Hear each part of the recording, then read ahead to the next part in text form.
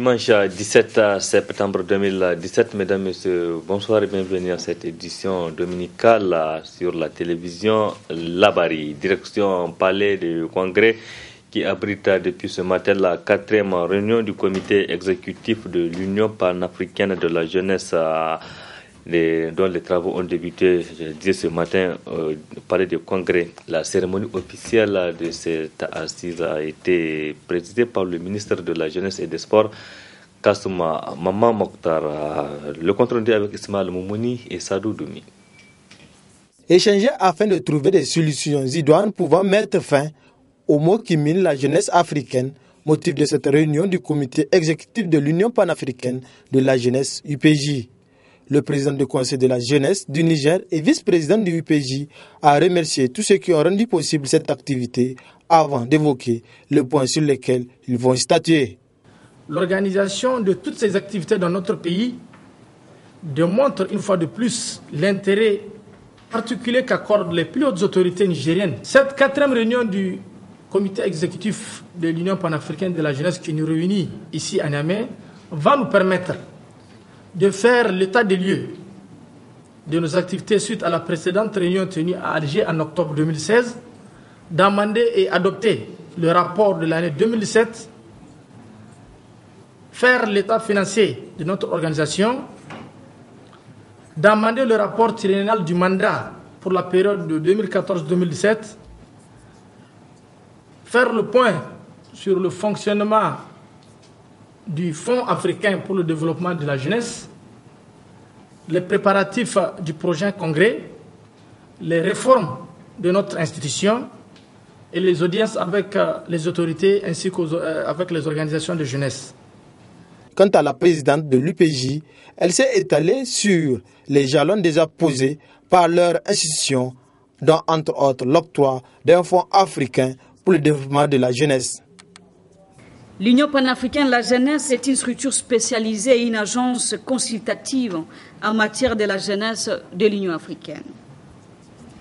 Les 3 ans que nous venons de passer à la tête de cette structure ont été marqués par de grands défis que nous avons tous ensemble, chacun en ce qui les concerne, à apporter sa pierre pour les relever. Je tiens à rassurer cette auguste assemblée qu'au sommet de juillet 2017, le 2e pari a été gagné. Le chef d'État et de gouvernement ont adopté la création d'un fonds africain pour le développement de la jeunesse, avec un montant de démarrage qui s'élève à 7 millions de dollars, représentant 1% du budget de l'Union africaine, et les mécanismes de sa mise en œuvre seront déterminés au prochain sommet de janvier. En procédant à l'ouverture des travaux, le ministre de la Jeunesse a salué le bureau exécutif de l'UPJ pour la qualité du travail abattu durant ces 3 ans et n'en doute point des résultats qui sortiront de ces assises. Il me plaît donc de constater votre présence massive à Niamey après votre précédente réunion d'Alger où avez-vous porté à l'unanimité votre choix sur le Niger pour abriter cette 4e réunion de votre mandat. Connaissant votre esprit de maturité et sens élevé des responsabilités, je suis convaincu que au sortir de cette 4e réunion, les conclusions, l'agenda vont être à la hauteur des attentes de toute la jeunesse africaine. Cette rencontre qui va durer 2 jours a pour thème investir dans l'entrepreneuriat des jeunes pour tirer profit du dividende démographique. Rappelons que depuis la création de l'UPJ, c'est la première fois qu'un jeune Nigérien a pu accéder au comité exécutif de cette institution.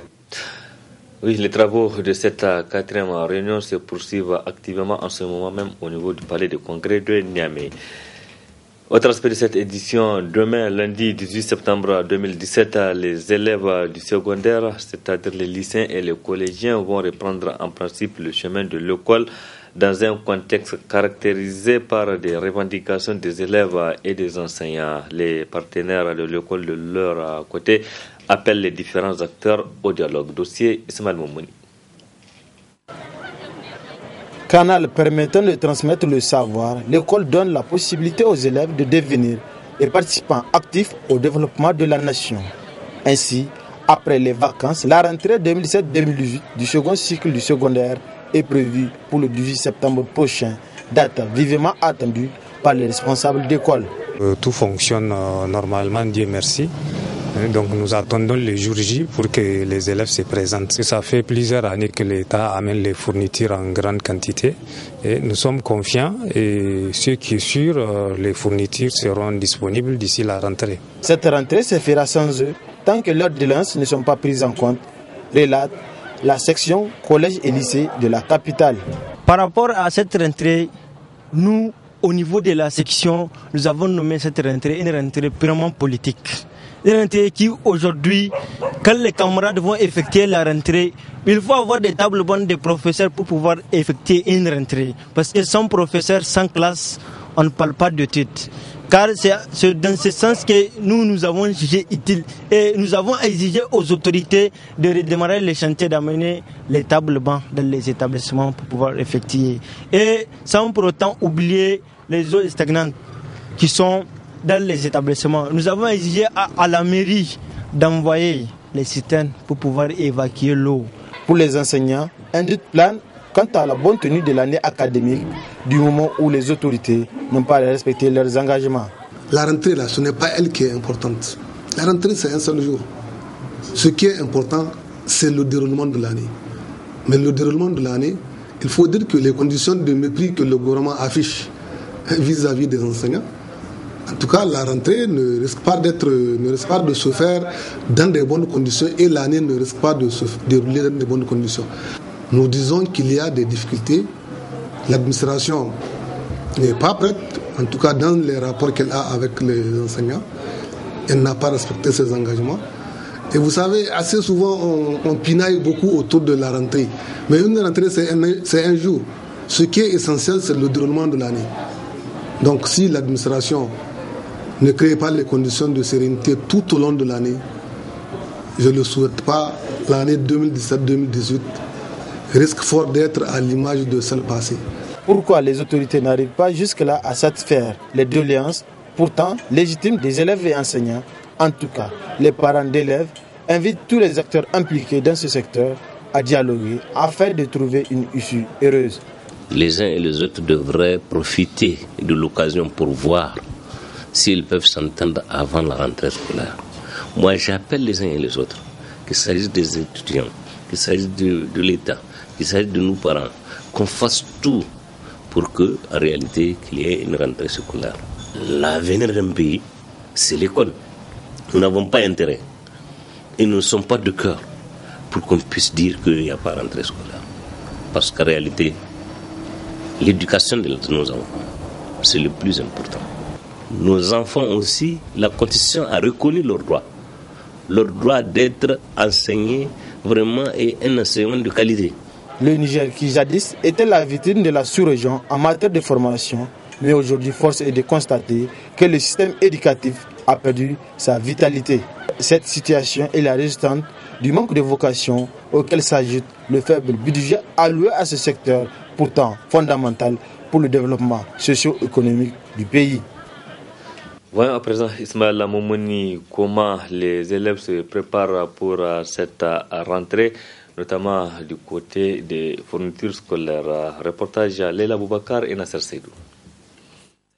La rentrée scolaire 2017-2018 interviendra dans quelques jours comme d'habitude. À cette occasion, les préparatifs se poursuivent à tous les niveaux. L'ambiance bat son plein, notamment dans les boutiques et autres points de vente des fournitures disponibles et accessibles à moindre frais.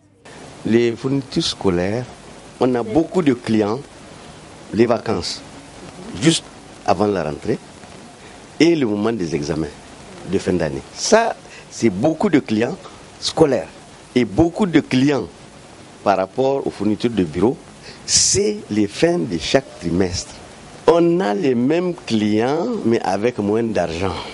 Parce que la situation, comme vous le savez partout, est morose. Donc les gens n'ont pas tellement d'argent. Par exemple, on a l'habitude de vendre des sacs que nous ramenons de l'Europe.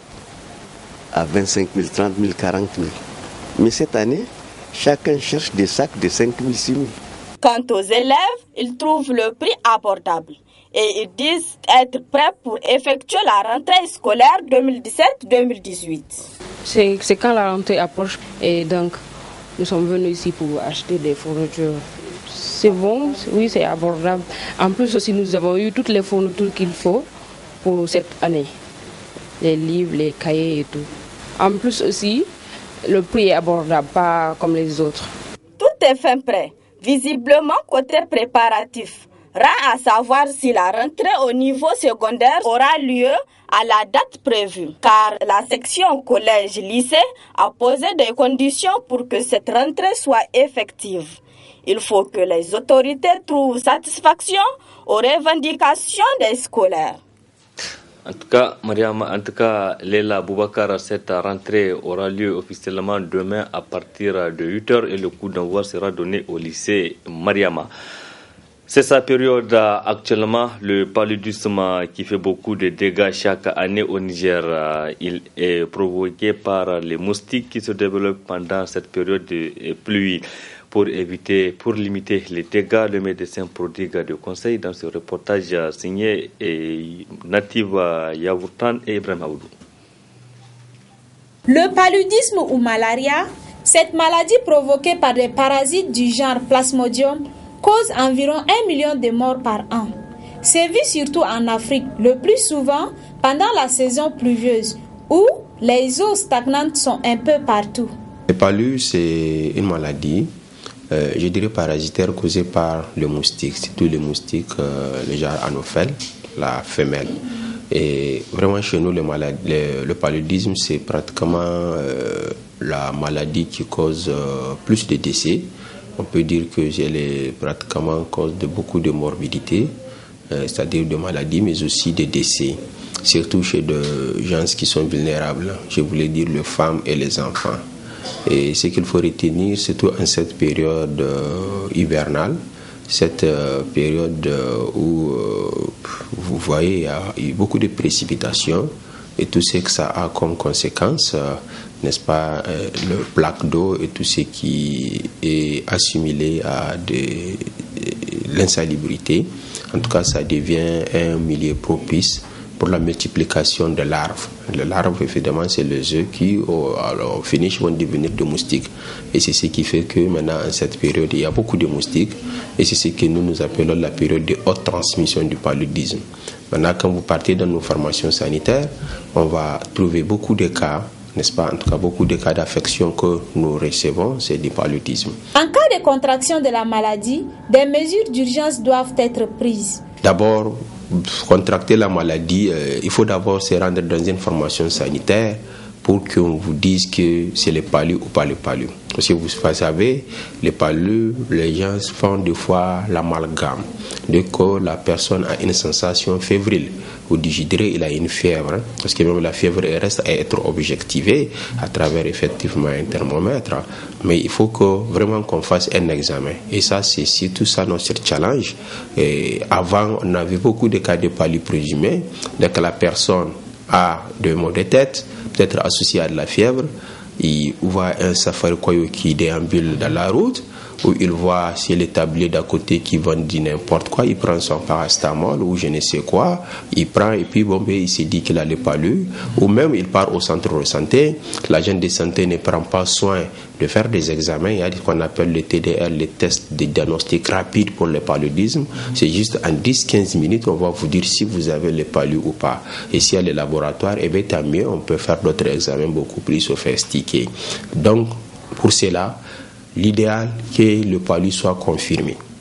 À ce jour, aucun vaccin n'est disponible pour lutter contre le paludisme.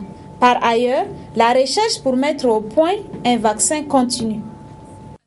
Nous apprenons à l'instant que la réunion du Conseil national du dialogue politique a été convoquée à l'instant même au niveau de la primature. Et nous ignorons donc le point à l'ordre du jour de cette réunion. Nous y reviendrons plus en détail dans nos éditions de demain. Plaisir à Dieu.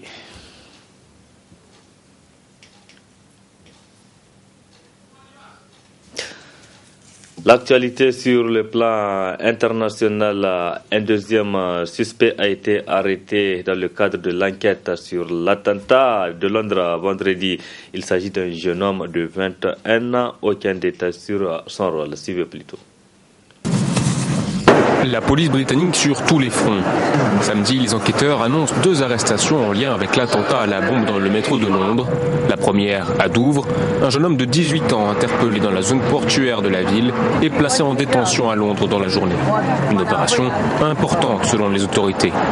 Un raid est aussi mené à Hounslow, un quartier pavillonnaire à l'ouest de Londres. Un homme âgé de 21 ans est arrêté et placé en garde à vue. Plutôt une opération de police a lieu dans le sud-ouest londonien. Pas d'arrestation, les enquêteurs refusent d'en tirer des conclusions. À ce stade, nous envisageons la possibilité qu'il y ait plusieurs personnes responsables de l'attaque. Et nous continuons de suivre les nombreuses pistes possibles. Dimanche après-midi, de nouveaux raids étaient en cours dans plusieurs banlieues londoniennes.